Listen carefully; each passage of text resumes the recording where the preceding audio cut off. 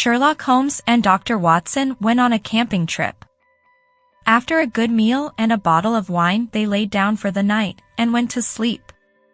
Some hours later, Holmes awoke and nudged his faithful friend. "Watson, look up at the sky and tell me what you see." Watson replied, "I see millions and millions of stars."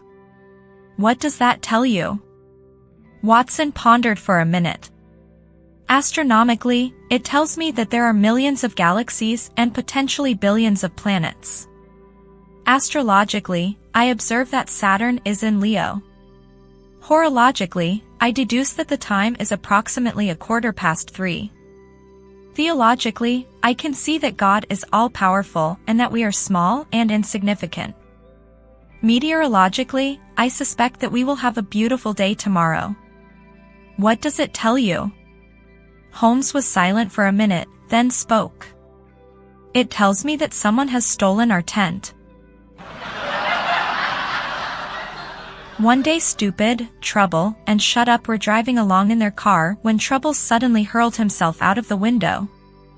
Well, Stupid and Shut Up did not know what to do, so they went to the police station.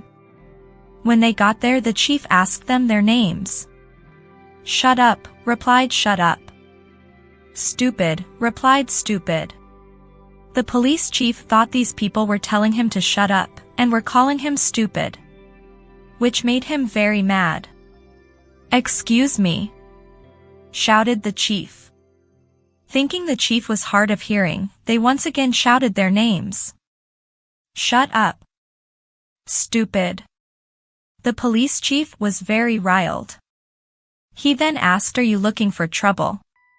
Stunned at the idea of the chief knowing that they were looking for their friend, they replied, "Why yes, how did you know?"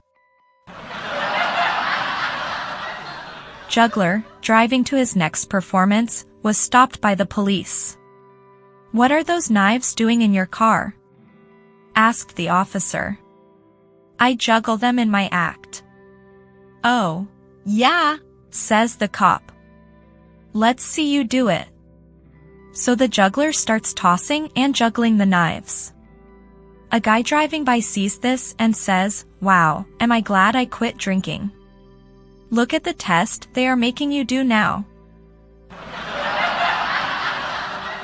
The man was in no shape to drive, so he wisely left his car parked and walked home. As he was walking unsteadily along, he was stopped by a policeman. "What are you doing out here at 2 a.m.? said the officer. "I'm going to a lecture," the man said. "And who is going to give a lecture at this hour?" the cop asked. "My wife," said to the man. A father, mother and child went out to spend time on the beach on a hot summer's day, but as soon as they reached the beach they discovered that there was a black flag there, a sign not to enter the water. The boy really wanted to get in the water, but his mother did not agree and they stayed on the beach to rest in the sun and play in the sand. After a few minutes, the father got bored and turned to his wife. "Keep an eye on the boy, I'm going into the water, there's no way the sea is really that dangerous." After a few minutes the boy asked, "Mom, why did you let Dad get in the water and not me?" "Because you and Father are two different people and there are things he can do and you can't," answered the mother. "Is it because Dad knows how to swim really well?" continued the boy. "Not really," answered the mother. "Is it because Dad is big and strong?" "No." "Then why is Daddy allowed to enter the water and I'm not?" the boy complained. "Because Daddy has life insurance." A father is lecturing his son about the importance of a good education. "Dad, what's the difference between a man with a college degree and a man without?" said the son. "Well, son," said the father, "you can perform the same job, but the outcome will vary depending if you have a college degree or not." "How so?" asked the son. "You see, if you rob a man without a college degree, you will be prosecuted as a criminal and sent to jail. What if I rob a man after I received a college degree?" asked the son. In that case, they will address you as special agent of the IRS. It was a regular day in first grade, and the teacher asked all the students to tell her something about what their parents do for a living. Some kids knew and gave a good description, while others didn't really understand their parents' jobs and gave vague descriptions or none at all. When they got to little Johnny, he stood up and said, "My dad cuts people in half." "Oh, really?" asked the teacher with a smile. "You mean he's a magician?" "I don't know," said Johnny.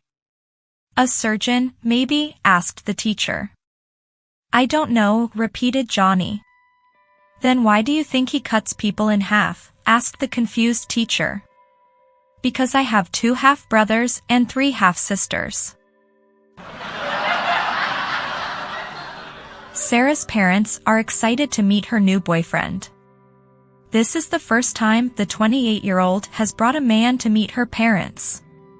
Her mother slaved over a hot stove all day, while the father cleaned the house and cut the grass. They both wore their best clothes and waited for Sarah. At 8 p.m., they hear that ring.